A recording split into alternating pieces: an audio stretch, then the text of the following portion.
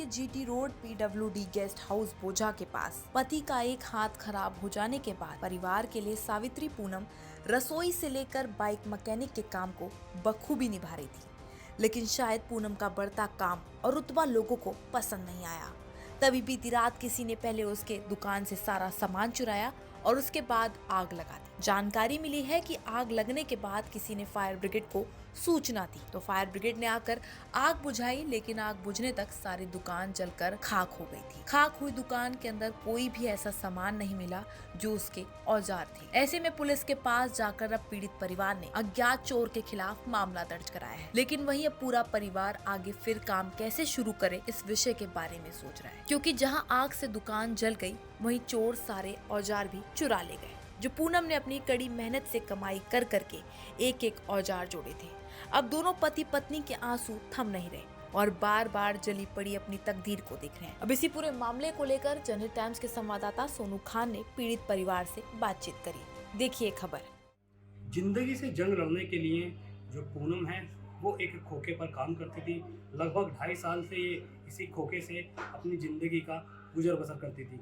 लेकिन जब सुबह इनके पास सूचना आई कि इनके खोखे में पूरी तरह से आग लग गई है, तो हमारे साथ बातचीत करने के लिए पूनम मौजूद है। बातचीत करेंगे, जानेंगे कि कितना समय इनको काम करते हुए हो गया। जी ये बताइए, सुबह कब आपको पता लगी कि आपकी खोखे? सुबह सर 6 बजे हमें पता चली है। जब हम यहाँ से आप सो ही रहे थे सर, बच्ची की तबीयत थोड़ा डाउन थी तो रात में भी सो नहीं थी, तो सुबह आँख लग गई, सो गए, नहीं तो हम 5 बजे उठ जाते थे। तो जैसे हम मतलब फ़ोन आता वैसे हम जगते, तो ऐसे वहाँ से फ़ोन आता है कि मतलब आपका तो खोखा जल गया, ऐसा हो गया, आप कहाँ हो? हमने कहा हम तो अभी घर ही में हैं, हमें तो पता ही नहीं। जब हम जाकर वहाँ देखते हैं तो कुछ भी नहीं बचता सर। ऐसा नहीं होता, कहीं आग लगती है तो कुछ तो बचता है, लेकिन वहाँ तो कुछ भी नहीं बचा सर, कुछ भी नहीं। एक दिन का भी नहीं उठा पाए कि हम उसे कुछ बचा सकें। तो इसीलिए सर उसमें कुछ नहीं बचा हमारा। तो अच्छा, कितने समय से आप काम कर रही हैं और क्या ऐसी मजबूरी थी कि आपको उस खोखे पे काम करना पड़ा? सर हमारे हस्बैंड को पैरालाइज हो गया था, तो राइट हैंड जिससे काम करते थे बिल्कुल ख़राब हो गया, एकदम सीधा हो गया था।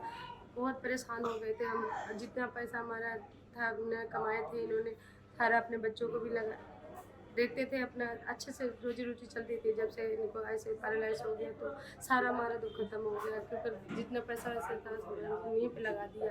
इसके बाद फिर सभी संभले थोड़ा सा, तो आज हमारे साथ ऐसा हादसा हो गया। अच्छा, बच्चों की पढ़ाई लिखाई को लेकर किस तरह से बच्चों की पढ़ाई लिखाई करती थी? जी हम ही करते थे सर, अपना चल जाता था बेचारा कि थोड़ा सा रोजी रोटी चलती थी, सही से अपना चल जाते थे। और आज ऐसा हमारे ऊपर काट पड़ा कि हम बता नहीं सकते कि कैसे हमारी समस्या हुई है, हम नहीं बयान कर सकते सर। हमें बहुत परेशानी हो गई, अब बिल्कुल एकदम लाचार हो गए हम। अच्छा, क्या बच्चों की पढ़ाई को लेकर कहीं ना कहीं लग रहा होगा कि कैसे? हाँ सर, अब तो यही लग रहा है कि बच्चे हमारे कैसे बढ़ेंगे, कैसे हम इन्हें आगे बढ़ाएंगे, कैसे बढ़ाएंगे, कैसे इनको पढ़ाएंगे, कैसे इनके परवरिश कर पाएंगे। अब क्योंकि हमारे पास जो रोजी रोटी थी वो तो हमारा जल गया, इसलिए सर।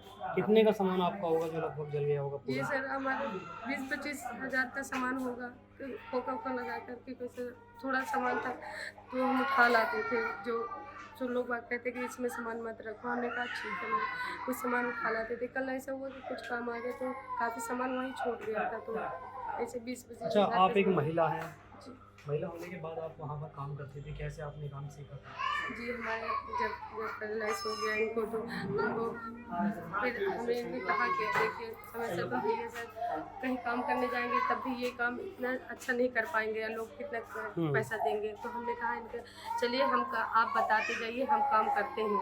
तो इन्होंने वैसा ही किया, इन्होंने बताए और बताकर हमें आगे बढ़ने का प्रेरित करे कि आप करिए। हम भी यही सोचे कि चलिए सर हम काम करते हैं तो आगे भगवान चाहे तो हम आगे बच्चों को पढ़ा लिखा पाएंगे, अच्छे से हो पाएगा।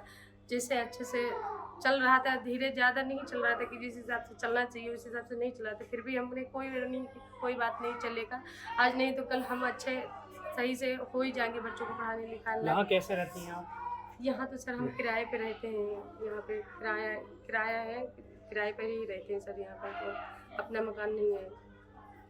अच्छा, तो आप यहाँ पंचर गाड़ियाँ रिपेयरिंग कब से कर रहे थे? सर्विस सेंटर बाइक में मुझे 17 साल हो गए, मान के चलो मैं 2008 से काम कर रहा हूँ इसी लाइन पे। और अच्छा शरीर भी था बढ़िया। और ये लेकिन ये बॉडी जब से ये हुआ ना पैरालिसिस, तो बॉडी बिल्कुल लॉस हो गया।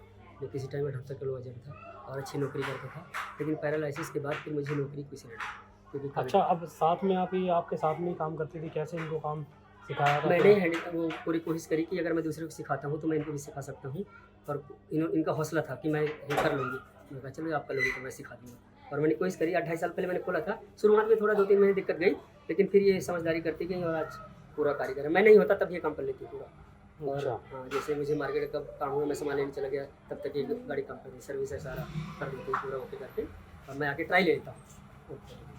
तो ये वो लोग हैं जो 2 वक्त की रोटी के लिए खुद ही अपनी दुकान पर कारोबार करने लगी। ज़्यादातर जो महिलाएं हों, उन महिलाओं को आपने घर के अंदर काम करते हुए देखा होगा, लेकिन ये एक ऐसी महिला थी जो 2 वक्त की रोटी के लिए एक बाइक की दुकान पर काम करती थी और अपने घर का गुजर बसर करती थी। अब पूरी तरह से जो इनका खोखा है वो जल गया है। अब इनके साथ में 2 वक्त की रोटी की भी चिंता इनको सता रही है। सोनकान, जनी टाइम, गाजियाबाद।